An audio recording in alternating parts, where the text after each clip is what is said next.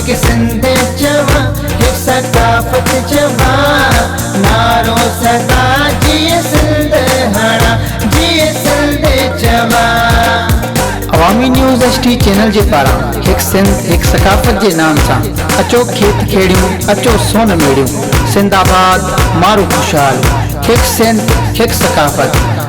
अचो सब गॾिजी करे अवामी न्यूज़ HD चैनल जे सट ते 1 दिसंबर ते सिंध जो सकाफ़ती दिहाड़ो भरपूर नमूने सां मेरान जी मौजन में मल्हायूं। जिए सिंध जी सकाफ़त।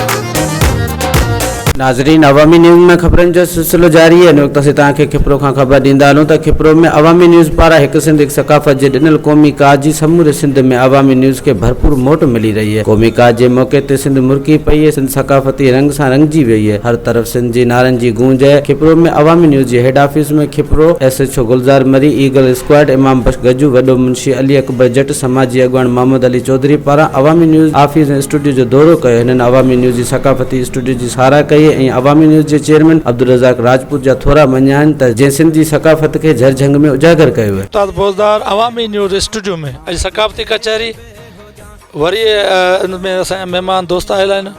सब खां पहिरीं असां सां गॾु हींअर मौजूदु आहे SHO खिपरो गुलजार मरी साहिब, साईं जिन खे असीं भलीकार था चऊं।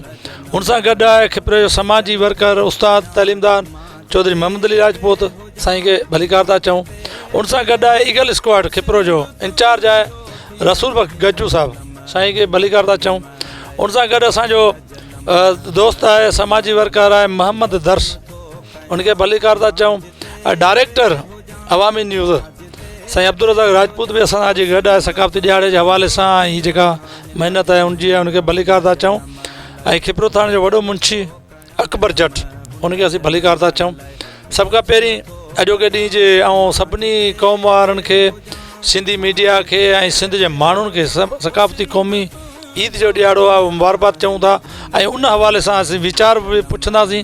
हिते आयल जेके असांजा महिमान आहिनि यूनिवर्स सां रसूल बख्श गजू साहिब खां, साईं क़ौमी सकाफ़ती ईद मल्हाई आहे हिकु सिंध हिकु सकाफ़त, उन हवाले सां अवांजा कहिड़ो चवण आहे ऐं अवाम खे कहिड़ो पैगाम ॾींदो? हा, हीअ तमामु हिकिड़ो बहितरीनु क़दम आहे। हिकु सिंध ऐं हिकु सकाफ़त इहा सुठी शइ आहे, हिन जे लाइ आउं सुठो चवंदुसि। रसूल बख्श गजू, ऐं हाणे असां जेको आहे SHO खिपरो खां व्यूज़ वठंदासीं त हू खिपरो जी आवाम खे कहिड़ो पैगाम थो ॾिए सकाफ़ती हवाले जे ॾियारे जे हवाले सां, क़ौमी ईद जे हवाले सां। त SHO गुलजार मरी खां पुछंदासीं। साईं, पहिरां त तव्हांजी वॾी महिरबानी ऐं शुक्रगुज़ार आहियां तव्हांजो जो हिन क़ौमी काज जे मौक़े ते तव्हां असांखे इनवाइट कयो आहे, हिते कचहरी में गॾु वेठा आहियूं। उनखां पोइ आउं चवंदुसि त हीअ सकाफ़त ई आहे, पंहिंजो जेको सिंधी सकाफ़त आहे, अजरखा टोपिया पटको आहे, इहा असांजी सुञाणप आहे। तव्हां किथे बि वञो, कंहिं बि मुल्क में वञो, फॉरेन में वञो, उते तव्हांजी जेकॾहिं अजरख टोपी आहे त परे मां महसूसु थींदो त इहो सिंधी आहे।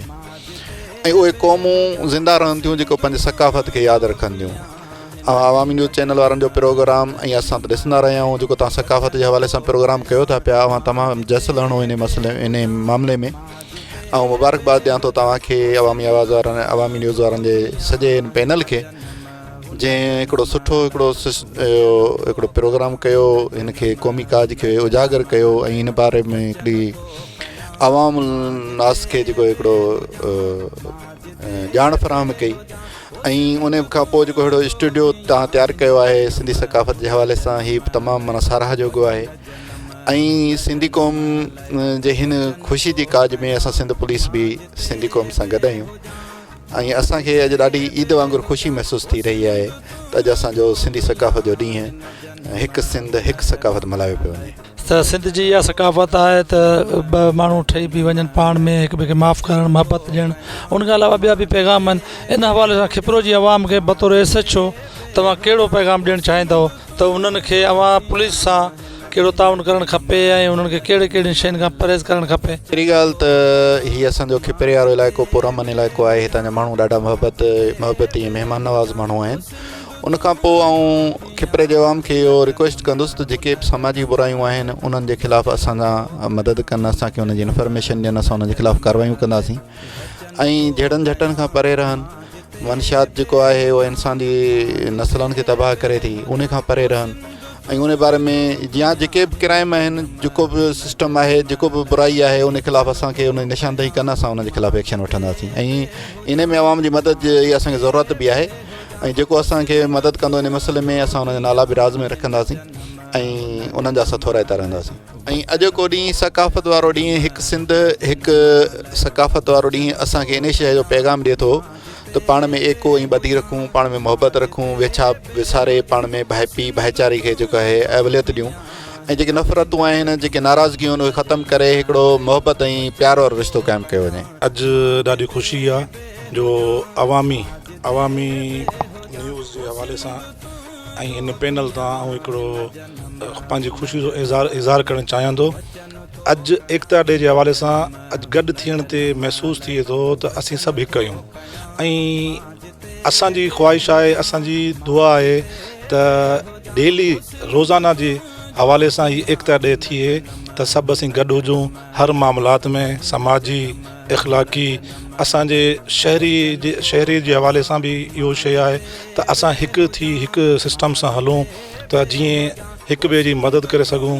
अॼु महसूसु थिए थो त हिकिड़ो रंग आहे जेको सभु उन में रंगजी विया आहियूं, त ॾाढी ख़ुशी थी आहे। इन लाइ आउं सभिनी खे मुबारकबाद पेश कयां। असीं अवामी न्यूज़ स्टूडियो में वेठा आहियूं ऐं हुनजे डायरेक्टर अब्दुल रज़ाक राजपूत खे ऐं हुनजी टीम खे आउं सलाम पेश करियां थो त इन ख़ूबसूरत अकाशी कई आहे सिंध जी सकाफ़त जी।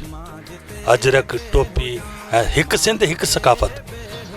कश्मीर खां वठी केटी बंदर ताईं, केटी बंदर खां कारंजर ताईं सभु हिकु रंग में सिंधी अजरक टोपी जे इंटरनेट में असीं रंगजी विया आहियूं।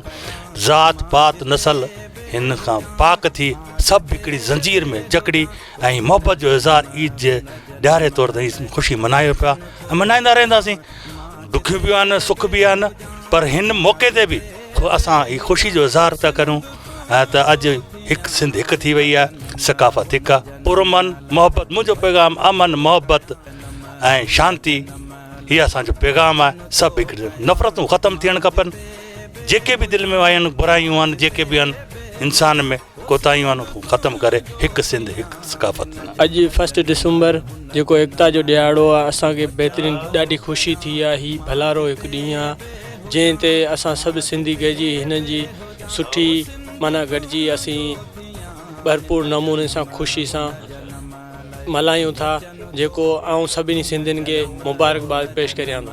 अवामी न्यूज़ स्टूडियो में अॼु सकाफ़ती ॾियारे जे हवाले सां ही कचहरी तव्हां ॿुधी ऐं सभिनी जा वीचार ॿुधा ऐं हिकु दफ़ो वरी आयल सभिनी महिमान जो अवामी न्यूज़ जे तरफ़ां थोरो मंझींदे उन्हनि जी महिरबानी, उन्हनि कुर्ब जा कदम भरे अॼु सकाफ़ती ॾियारे जे हवाले सां असांजे स्टूडियो में आया। मुमताज़ बोज़दार खे इजाज़त ॾींदा।